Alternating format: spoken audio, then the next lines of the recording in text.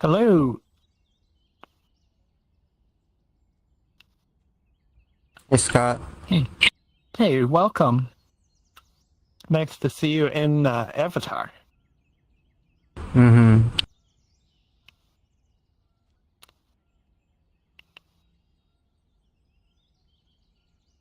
I have some time on my phone to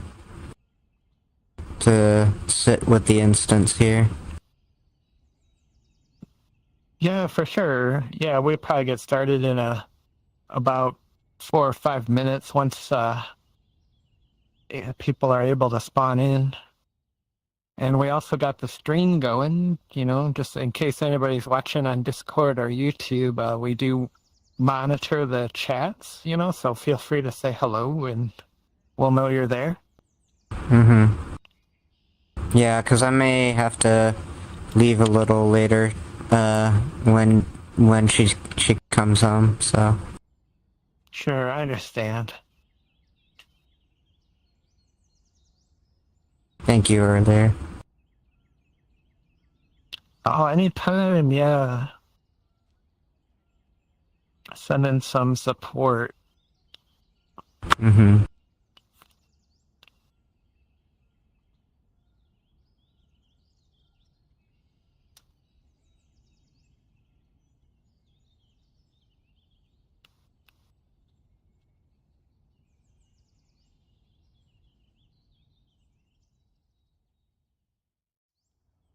It's having to also learn that too, to respect, my space, to keep it to myself. Yeah, absolutely. Yeah, parental living situations, being an adult, and personal space is actually quite challenging. Mm-hmm. I've experienced, some episodes of that myself. Yeah. I'm just at this point where I'm really disappointed that I'm still seeing it. Uh,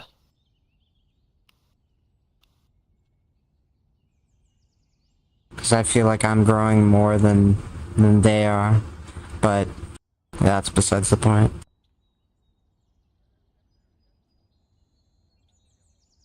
um,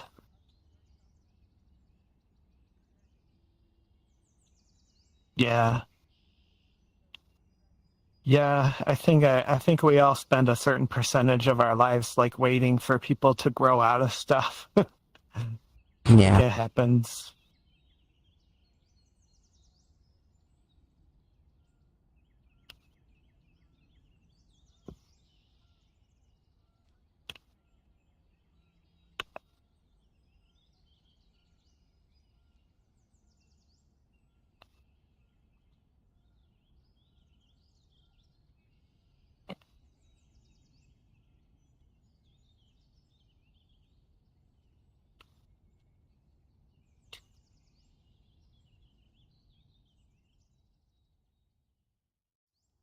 So, I do have to ask, should I, timestamp the, Body Keeps the Score, recordings as well?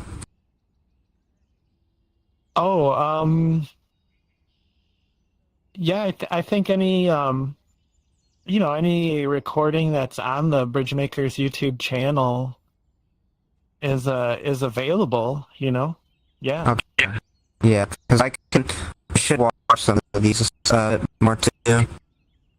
Yeah, if you'd like to, I'm not offering that in terms of like an obligation or anything, but to as an invitation, to feel free that Yeah, 'cause timestamps are always good too. Like, that's the other mhm. thing. Yeah, for sure.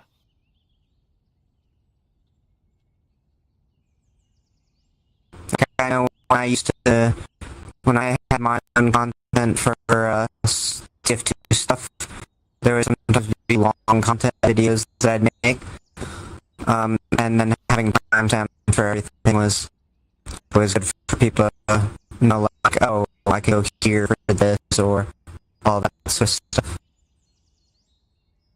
Oh, okay. Your voice is breaking up a little bit for me too. I'm not sure if it's like mic sensitivity or bandwidth, but I think I hear mostly. Oh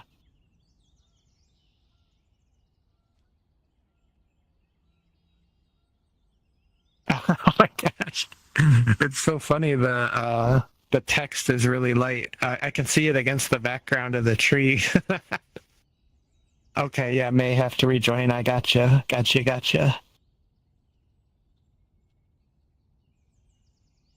Yeah, I can also power through it too, like hearing people through audio difficulties is kind of like a skill in VR. I think it becomes a skill.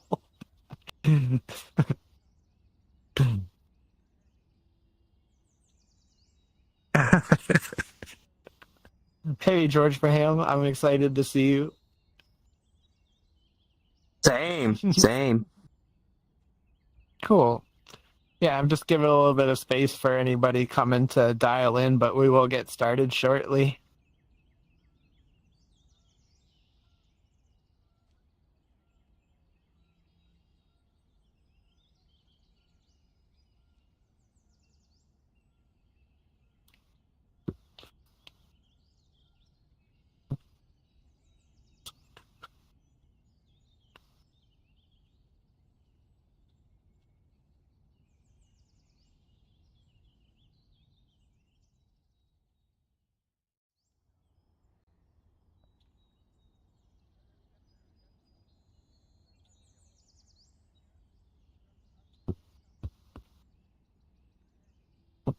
Great. Yeah, I see some of our regulars are dialing in, so I'll just give it another minute or so, but we'll get kicked off and they can trickle in as we start. Just give it one more minute and we'll go.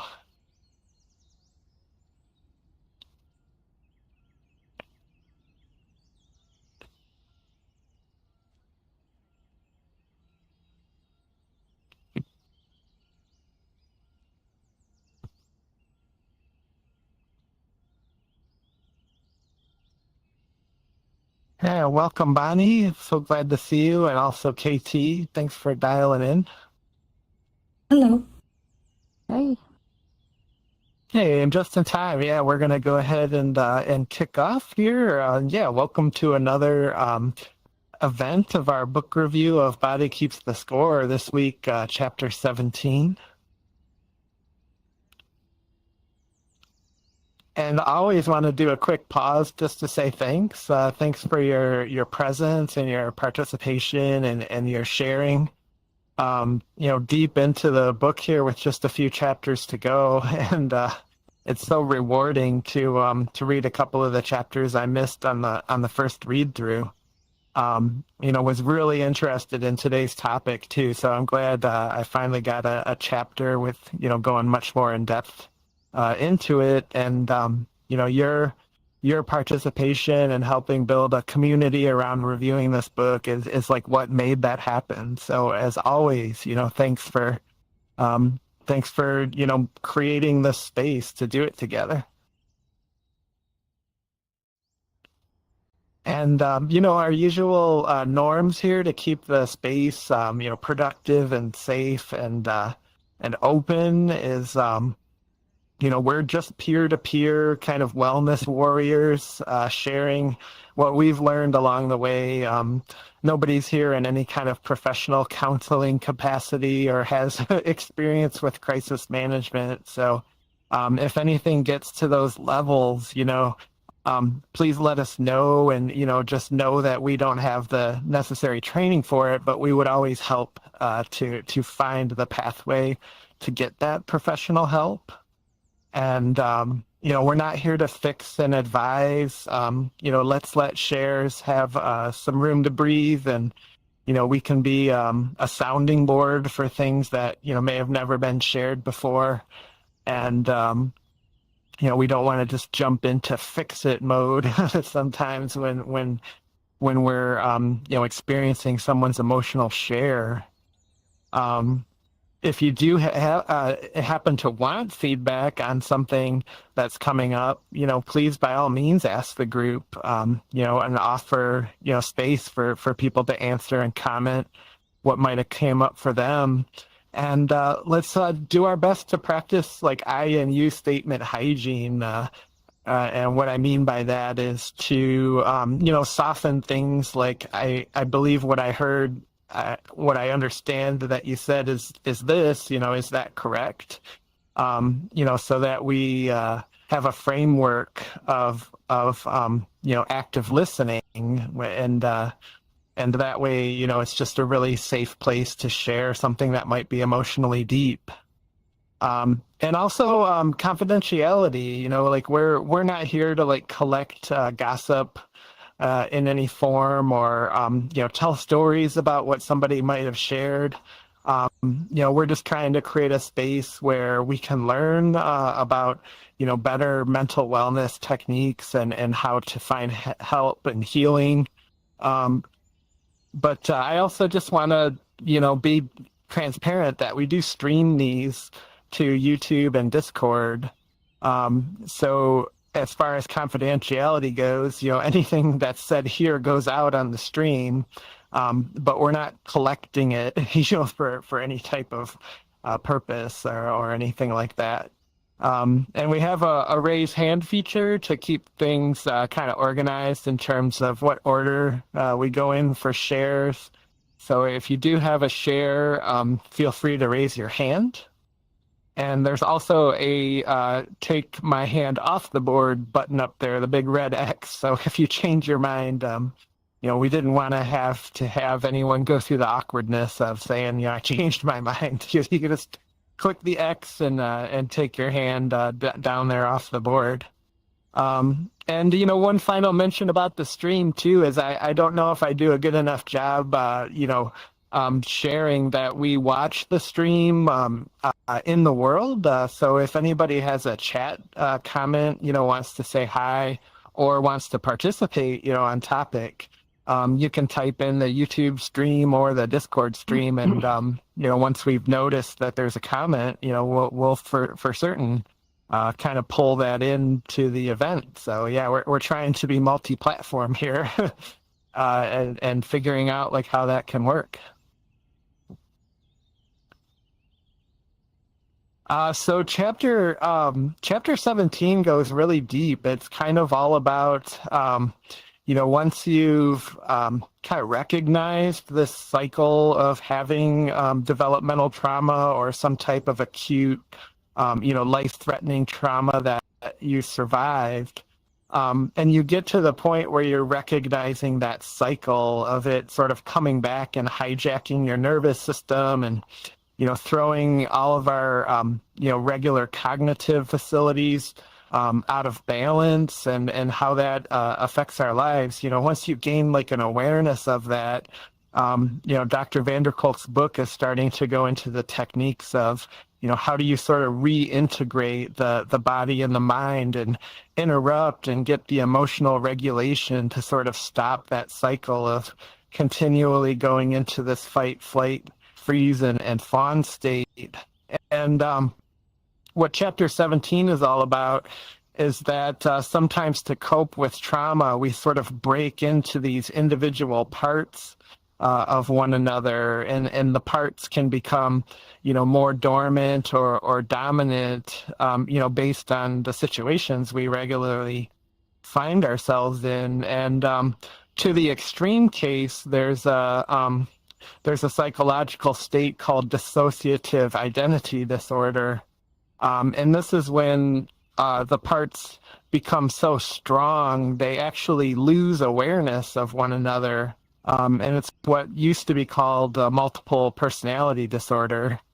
It's a very popular topic to make movies about because actors get the versatility of playing all these different characters, like James McAvoy, for example, in the movie Split. If you're not a big fan of like M. Night Shyamalan movies and their themes and their tone, just watching James McAvoy's performance in that movie is like worth watching it, because he seamlessly like flips through these very dramatically different characters and just really flexes his acting prowess on top of his physical fitness. He's very fit in the movie as well.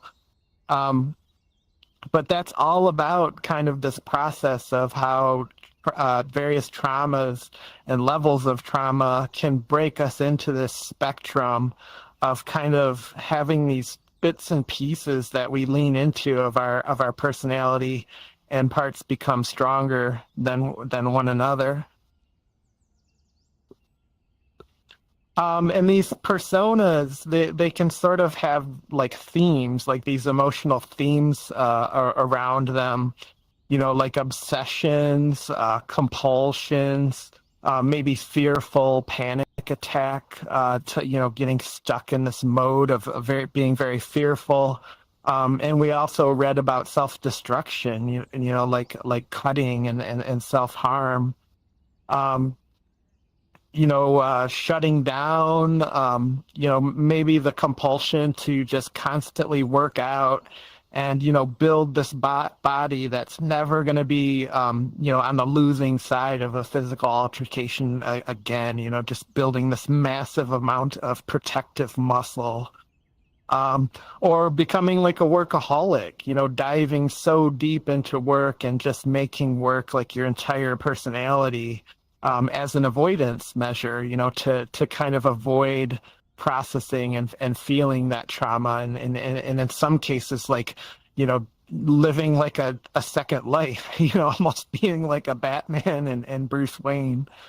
And, you know, also rage, you know, frustration and rage of, you know, I've sort of learned to have a really wide forgiveness of like road rage, you know, like as long as somebody's not smashing into your back bumper or you know, threatening you physically, but if someone's screaming out the window, you know, I almost look at it as dang, like what happened, you know, that you haven't tapped into yet.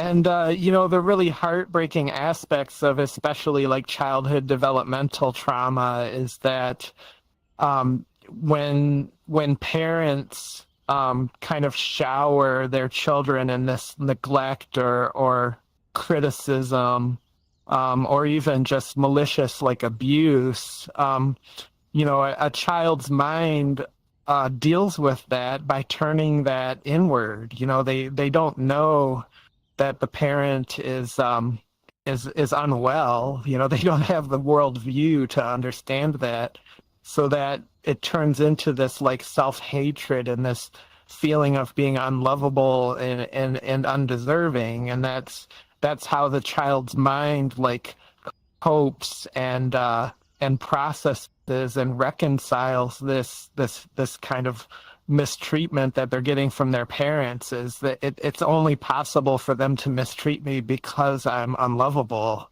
And you know, there's that kind of famous saying that, you know, when you yell at your children, they don't learn to hate you, they learn to hate themselves.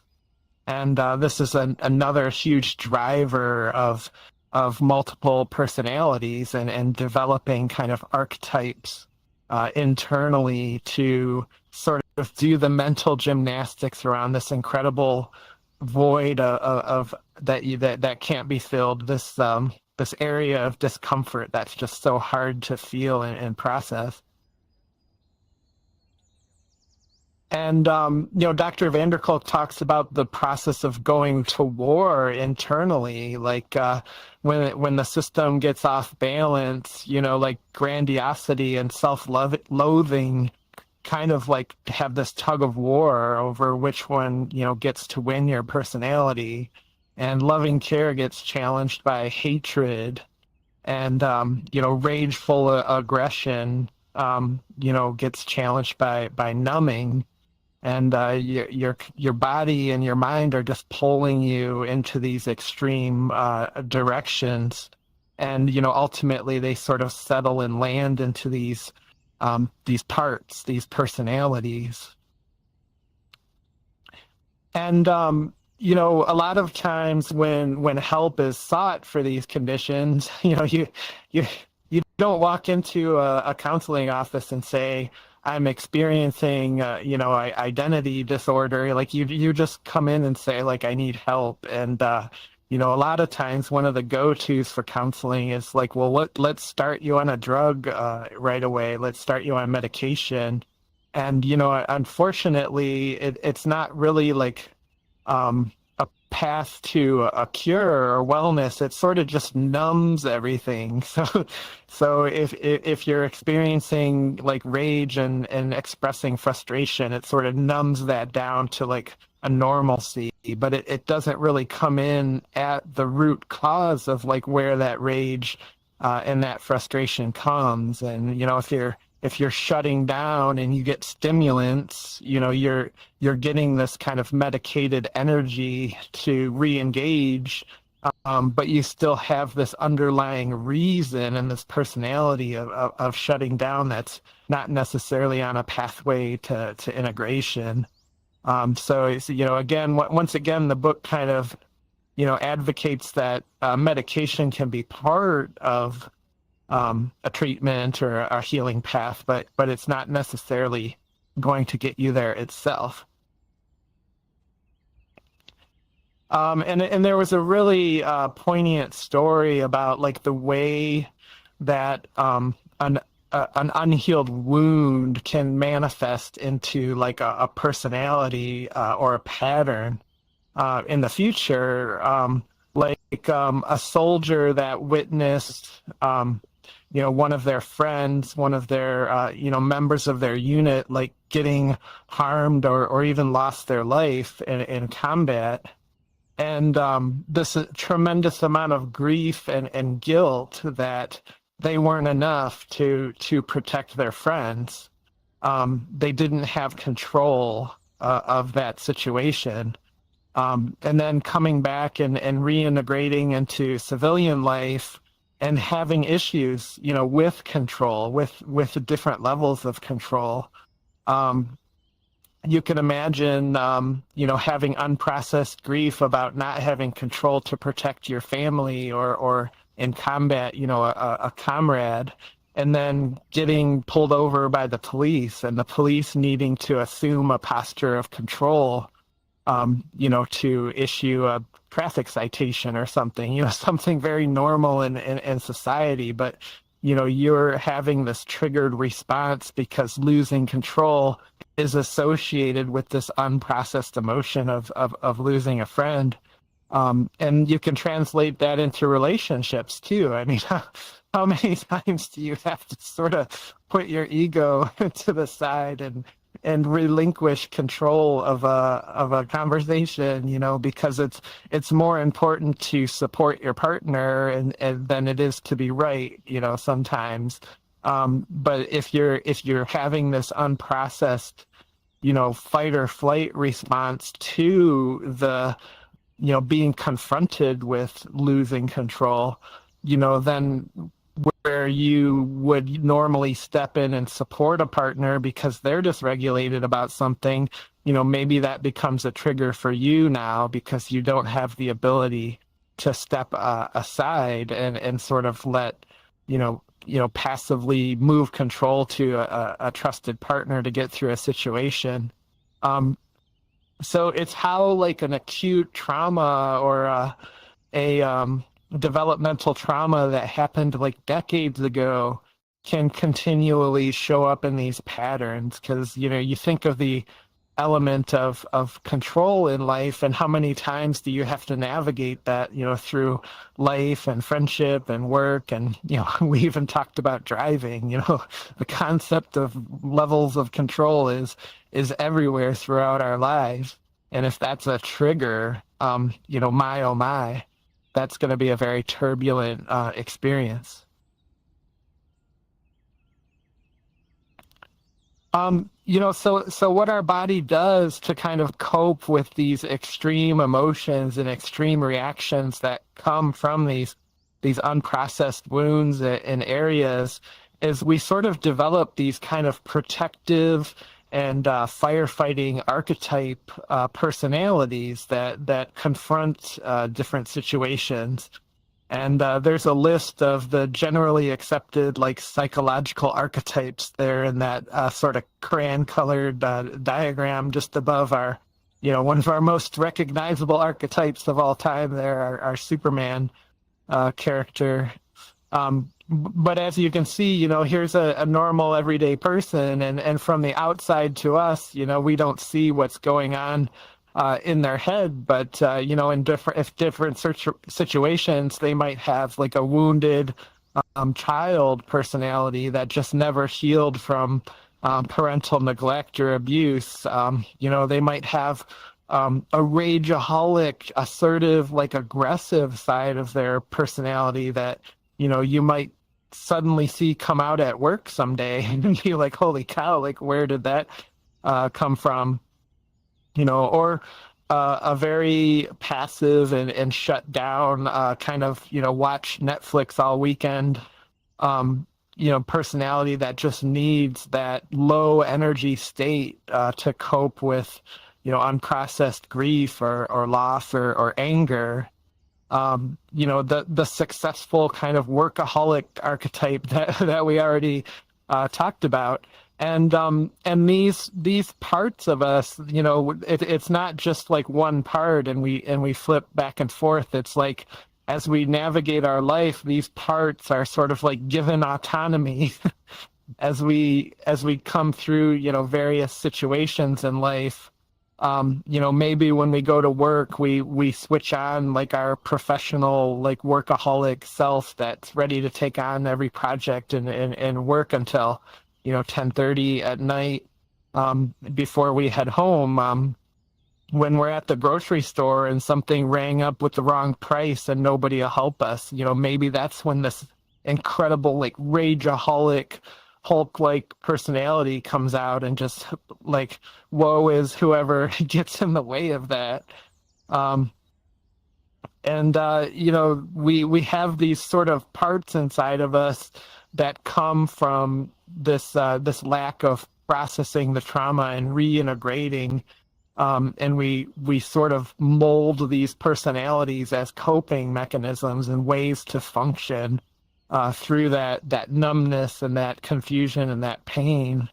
And we become like a little bit of a mosaic, like we're built out of these different pieces and colors.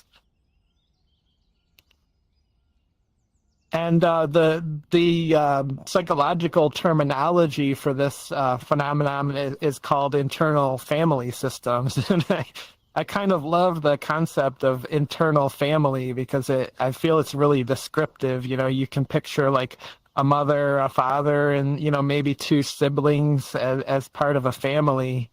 And when you are navigating different situations, you put on those different hats, right? The father and the mother or the child. And what's important to understand about the internal family system is each part like holds its own experience, its own physical memory, and they sort of don't talk to one another. They exist like independently. So as we flip through these different like our internal archetypes, we don't really flip like the awareness of other parts of information. So they get like really isolated and sort of stubborn like in their own approach and beliefs and what happened and how things should be. And the terms for this internal family system, like the different categories is, we have these managers, which are sort of responsible for like staying productive through everything, like making sure that no matter what happens, like we're still kind of aware and able to navigate situations. And then there's the self, which gets really kind of marginalized if you're suffering from traumatic memories and shut down and this fight or flight response. And, what happens is the self gets kind of repressed, and these other internal family system mechanisms are sort of take control of the autonomy and the decision-making process. And then we have the exiles, and these are the parts of our lives that kind of come with like shame or regret, abandonment, these kind of wounded childlike parts of us that when those memories come up, we're usually doing some kind of mental gymnastics to push that memory away, because it's like, gosh, I don't really want to sit in that memory again. And that's what the firefighter is when the exile shows up. The first thing that happens is a firefighter comes and tries to escort that exile, stage left. You don't want the exile to be in the scene, so the firefighter comes to kind of sweep them away. So that's kind of how these parts and pieces develop and navigate around each other. And Dr. van der Kolk expresses that the way out of this is kind of this topic of the chapter, which is this concept of self-leadership, promoting the self, back up to the person that's in charge of this internal family dynamic. And he said what's good to do through this is kind of introduce everybody to each other, because remember, a key concept of the internal family system is these kind of fragmented parts of ourselves. They sort of live in like a vacuum, they don't see outside of their own influence or, what happened when they weren't, the dominant part. So, this mental exercise of sort of the self rising above and like introducing your managers to your firefighters and your exiles, like letting them come on the stage and actually sit in the open and be seen and heard and to sort of conduct, begin becoming the conductor, not only of your life's tasks, but of the recognition of this internal kind of channel surfing, where you start to recognize if I'm in a bank and I get super angry about something, like you can kind of take mental note of that and be like, oh, what happened there? Like, what was it that kind of led to that reaction of this extreme anger emotion? And you can begin dialing the situation back to find out that maybe you dropped the pen off of the counter, and it takes you back to your childhood that, if you made any little mistake, like even dropping something off of a table, it's like there's this huge scolding coming and this big deal made of why did you let the thing fall off the table? And when you begin to have the presence of mind to start recognizing those connections, that's when you can bring that exile onto stage and say, we'd like to introduce everybody to this exile that, always got yelled at if they made even the slightest little noise at home. And, there's this kind of wonderful series that was made by one of the Wachowski, the directors, the Wachowskis, called Sense8. And these people like telepathically connected to one another. But what they could do is they could relinquish themselves to like another person. So they all had these like individual skills. And if somebody got into a situation that required like really defensive driving or something, for example, like the driver that was this professional driver that was one of the circle, like they could just flip into their body and suddenly have like all of these skills. And it sort of gave me this like metaphor for the internal family system, is when you get to recognize all of these parts of yourself, one of the aspects of beginning to bring those parts back together is to recognize like which one could come in and help the situation in the most productive way. But not to do it in isolation, to do it in awareness of like your whole self, so that you're letting that part step forward, but it's not stepping alone. It's still, part of your full integrated self, though. That's where I think this chapter is kind of one of the more complicated chapters in the book, because it's very abstract. But I think after some mindfulness and some recognition of like how triggers operate through the body, it's like you can begin to sort of put the pieces of this concept together in how it operates. And one of the interesting things, too, that I think Dr. van der Kolk mentions in this chapter is that when you find this really like protective part of your personality, the parts that tend to get really angry or even, rage, these are kind of really protective emotions.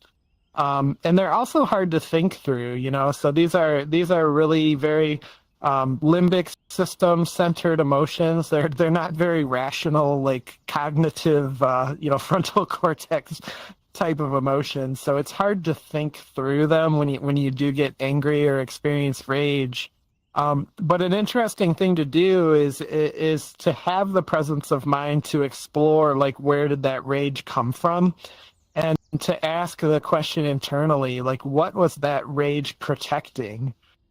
Because often that's where you can find an exile or an unprocessed wound that is manifesting in this protector showing up, and that can be a very common trauma behavior and memory triggered behavior.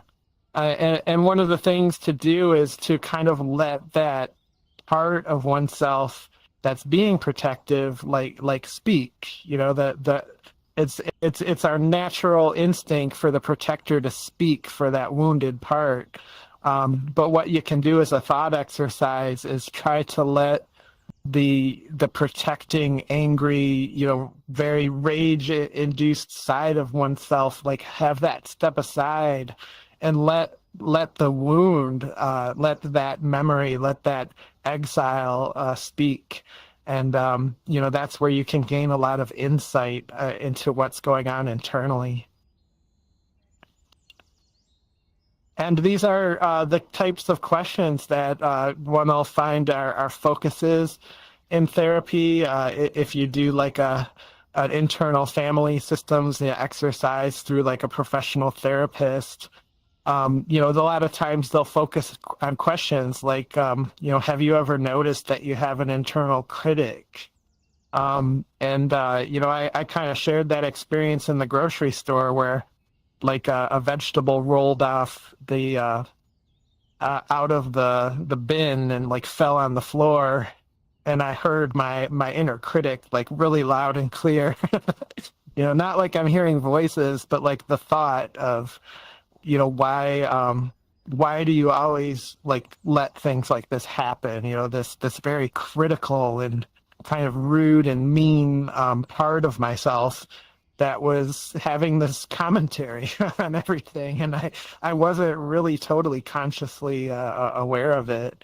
And the therapist will probably walk through some questions about how do you feel, how does this critic, make you feel, and diving deeper into what is it that you think that critic is like protecting. Is it distracting, or is it trying to steer your emotion away from something? And, a little bit of a diagram of how things work there is if you think of like the manager, the manager is very bossy, kind of always trying to tell the self, what it thinks needs to be done.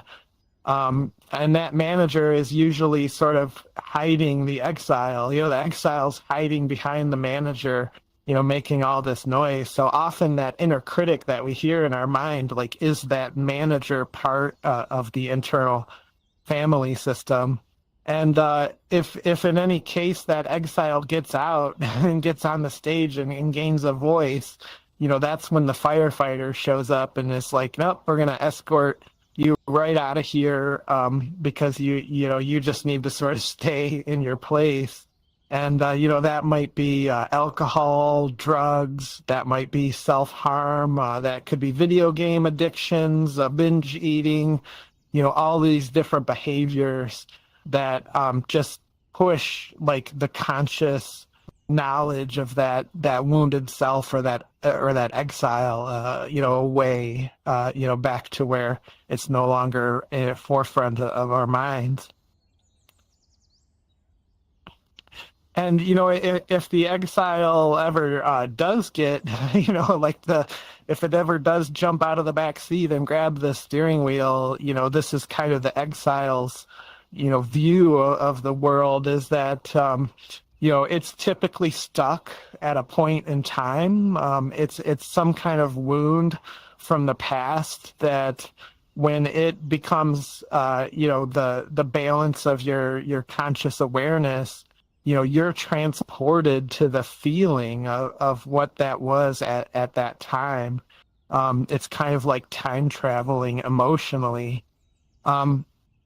When the exile, overwhelms the firefighters, it hijacks the whole system, so now you're at the whims of what that exile feels, and that's typically some kind of shutdown or some extreme, rage or very limbic system kind of animalistic emotion, that fight, flight, freeze, or fawn.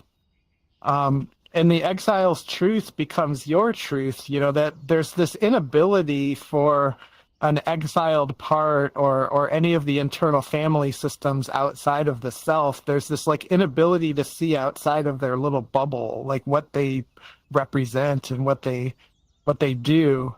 So that's where that mindfulness kind of comes in from a couple of chapters ago. Is like when you're able to build this little ledge that you can stand on and sort of look at your mind objectively, like what's going on in your mind, and do body and mind scans and kind of be aware of your thought without being like pulled into the story of the thought. That's where you sort of gain the ability to step out of this experience, where you may be caught in a pattern of being trapped in this exile, like just grabbing the steering wheel over and over again. And then suddenly you're able to step aside with some mindfulness techniques, and you're like, wait a minute, like what it actually is happening here, and to gain like an awareness of it. And without that mindfulness step, it's the firefighters' jobs to just come in and sort of shove that exile back into, the hole that it crawled out of, because it just isn't allowed to be out and participating.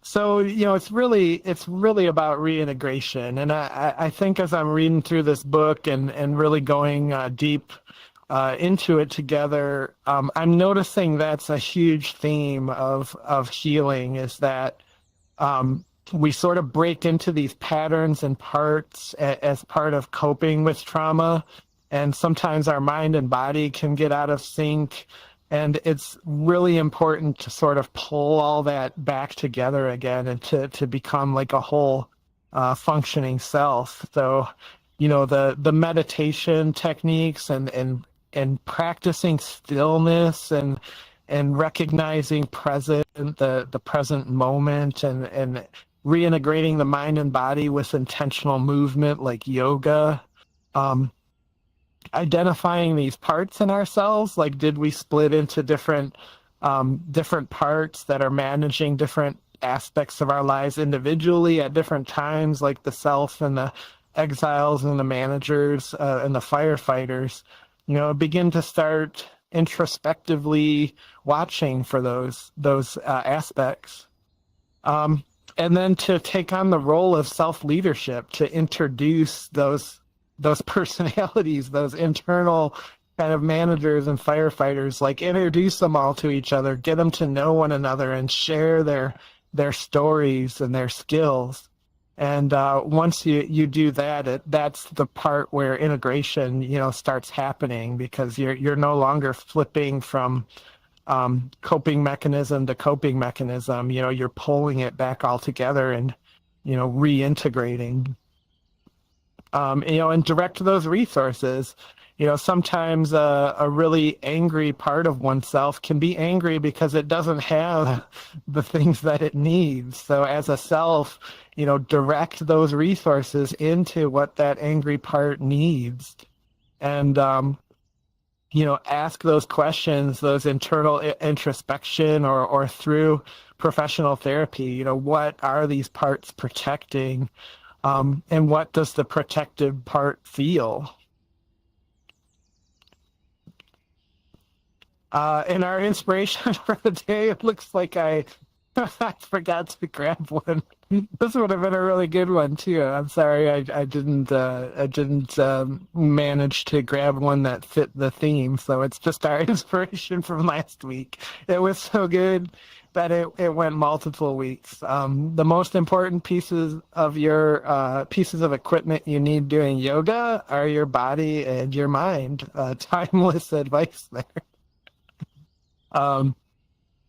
And like to thank Simulations again too for putting together like a couple of reflection points to the book. So as we move into the open discussion section here, I just would like to point out that the slides show up here. I'll have a couple of questions. So if nothing specific came up from the presentation or the book, there's a couple things here that we could pull down.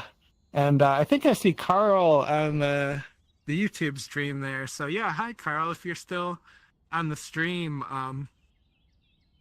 Yeah, the United States of Tara.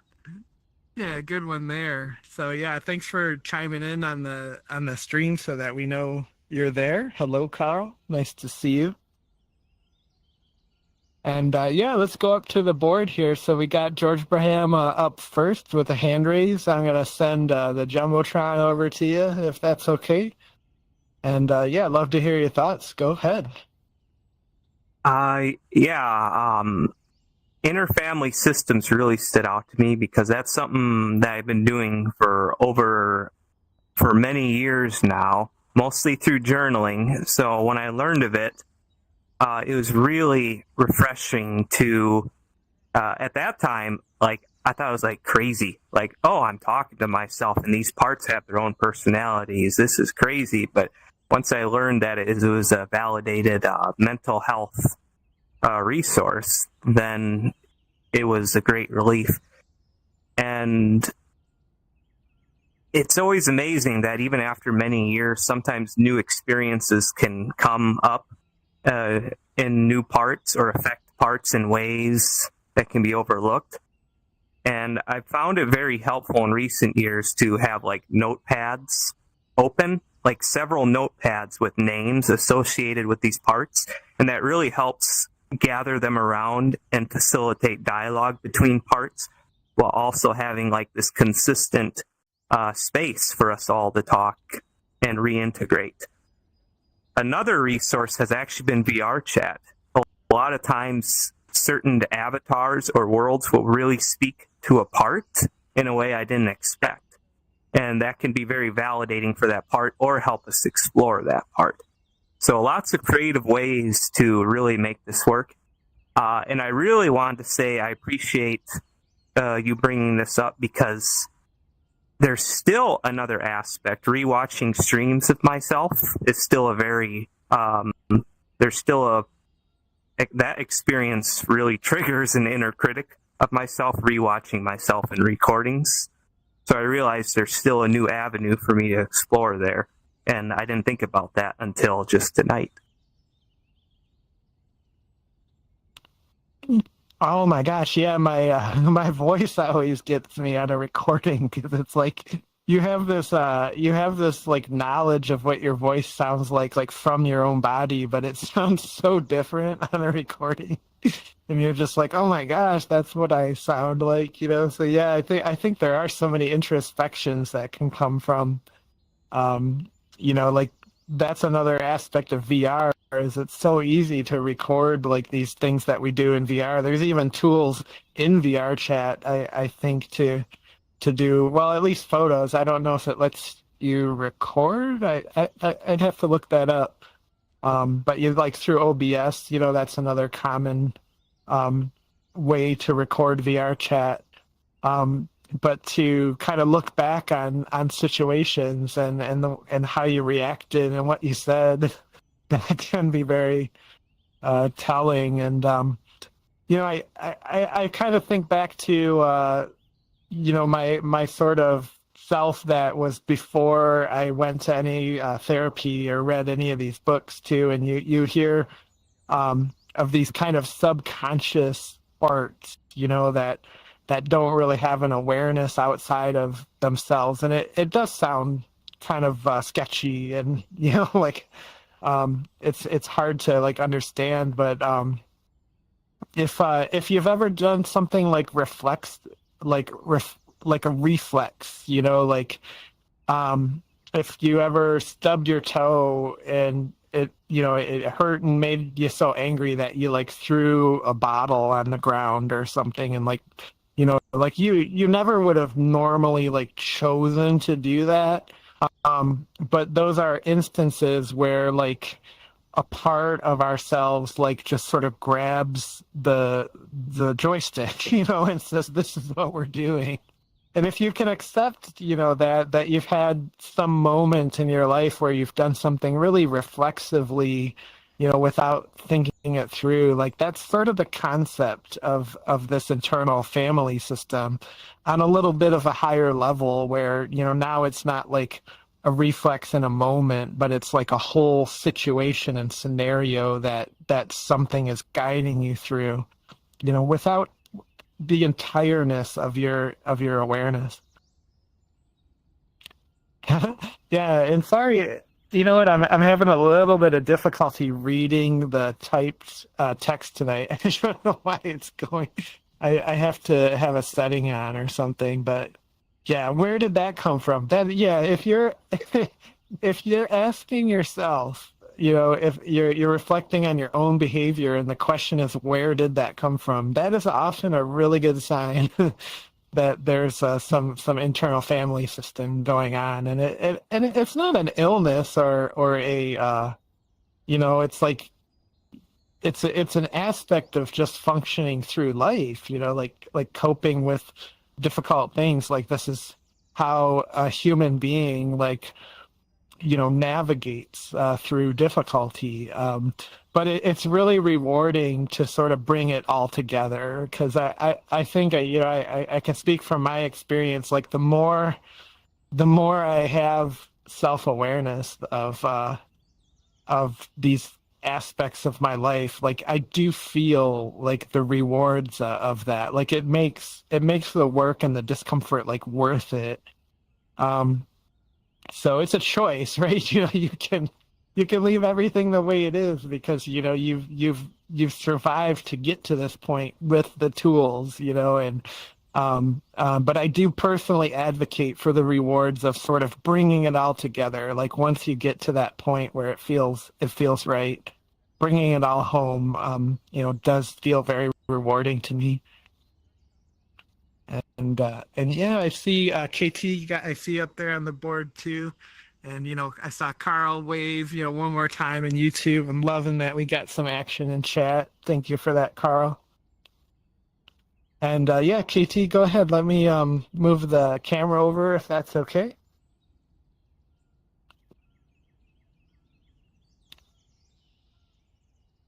And I don't have your audio yet. If you're still maybe on mute. Yeah, Gracie was in making noise, so I didn't make you have to listen to that. I spent a lot of the time petting her so she'd be quiet. But what I was saying is that there's this book by Thich Hanh called Reconciliation, I think. And in it, he approaches this same thing from a Zen Buddhist mindset. And he says when you're sitting in meditation and looking inside yourself, you'll see the seed of anger has come up from the basement of your house that you're living in up into the living room and is sitting there. And he said you should accept that and see that, but also bring up loving kindness at the same time. And that if you do that, the seed of anger will shrink back. And he also talked about basically going directly to those exiles and going to that younger hurt part of yourself and spend time with them. He says, come back to yourself. Spend time with that child, walk in the woods with that child, or sit around a campfire, hold that child while you meditate and see what it is that child needs from you. And to me, it looked like from his viewpoint, he was sort of going around all of the managers and firefighters and, directors and protectors and whatnot, and go directly to that wounded self. And I think maybe he was thinking of you as the protective self, but, hold that child and spend some time with it. Or, as you mentioned, the exile's often frozen in time back when the wound occurred. Bring the child up into the future with you. Say, look, now we're grown up. We have more power. We can go to pretty places. We can go have an ice cream cone, and bring the child into your present where things are much better, and let that child play. Let that child sing. Let that child laugh. Let that child make as much noise as it needs to make without someone shushing it, and telling it to be quiet. And so I strongly recommend that book, Reconcile by Thich Hanh. And I think it's a companion piece to this chapter, really, coming at it from a different angle. Yeah, I love that. And I also really love the concept in Buddhism of the second arrow, too. Like, if you're experiencing a really difficult emotion, like anger, like the seeds of anger coming up from the basement, for example, and then you feel regret or shame, for the emotion of anger. It's almost like another layer of pain, coming from the pain, like pain begets pain. And I think that concept helped me like open up the space for that too. Like if you have an anger or a frustration, instead of punishing yourself, for, being your own emotional police force of like what you should feel at all given times, to like actually give yourself grace for having felt that. And like exactly like you said, like inviting the part, that felt that emotion, that is stuck in that time. And I found this store in my hometown that sells antique typewriters. And they let you type like on them. Like they actually like invite you to. They love it when people stop in and type something on their typewriters.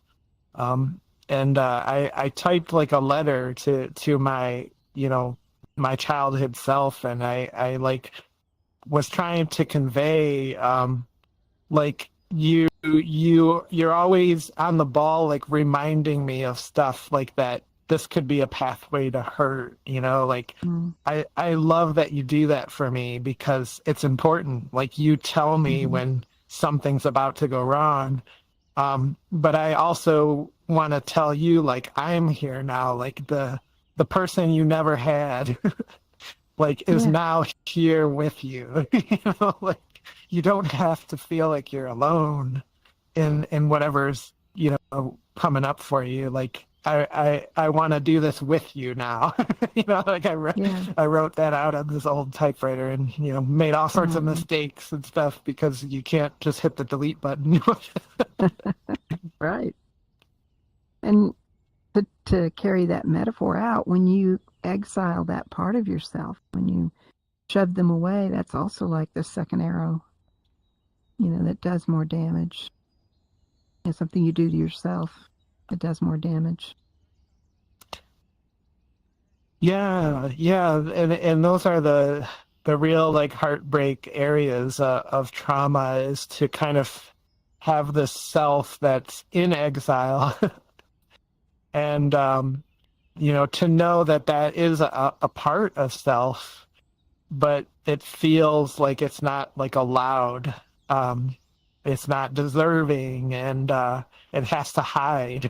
And you know, that's a tragedy, because that's like inside. And you know, we develop these coping mechanisms because of how uncomfortable that is to sort of quickly push it back into its hole. But then, you know, when you do that, there's a part of you like inside yourself that's like just feeling this suffering of not having had a chance and not being supportive. So, you know, there was a part of our life where we needed to do that. But what trauma is when you get to the part of your life where you do have your own autonomy, we often like don't have a pathway to unwinding that, and it just becomes like our status quo, where we're constantly like hammering this part of ourselves like out of our consciousness. And you know, it takes energy to do that. You know, like you often like can think to yourself, why am I so tired all the time? Well, I'm keeping this wounded part of myself contained. Yeah.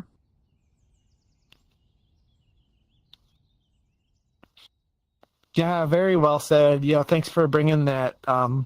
You know, like great ideas like often have parallels, like in multiple like aspects of you know, wisdom, religion, philosophy. So I loved it. I love that parallel.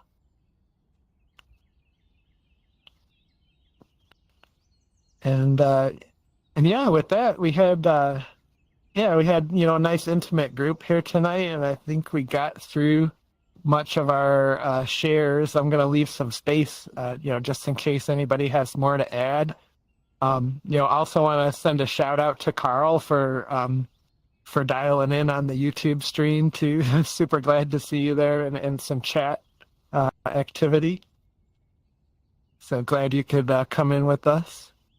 And yeah, I was really excited for this chapter, and thanks for coming in and sharing. I think maybe we got all of our shares in, so I'll maybe end the official event here with a going once and a going twice. And yeah, with that, let's go ahead and wrap and come back next week for chapter 18. I'll put our audio back to the mingle setting here.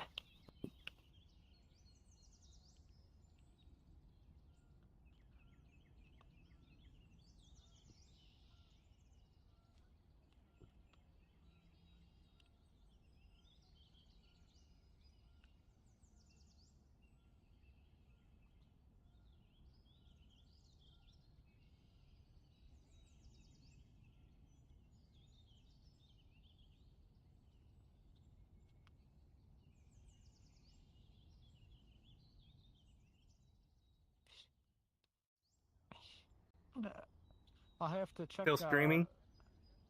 Yeah, I was just about to end the stream, but also I'm glad you typed something, because I saw that I probably have to check my settings or something. The chat box is like almost clear until I'm really close to somebody. Yeah, that's really weird. Strange. I wonder what setting that could be. Chat box, show advanced settings.